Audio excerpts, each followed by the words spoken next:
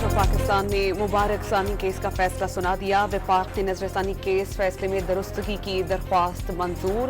عدالت نے فیصلے کے متنازع پیراگرافز حذف کر دیے۔ آج کا جلسہ ملتوی کرنے پر تحریک انصاف میں اختلافات۔ اعظم سواتی کا بیرسٹر گوہر کے ہمراہ پریس کانفرنس میں جلسہ ملتوی کرنے کا اعلان۔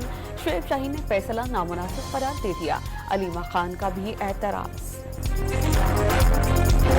ایران بس حادثے میں جاں بحق 28 زائرین کی میتیں خصوصی پرواز کے ذریعے پاکستان لائی جائیں گی۔ جاں بحق افراد کا تعلق کراچی، لاڑکانہ، کندکوٹ اور دادو سمیت کئی شہروں سے ہے۔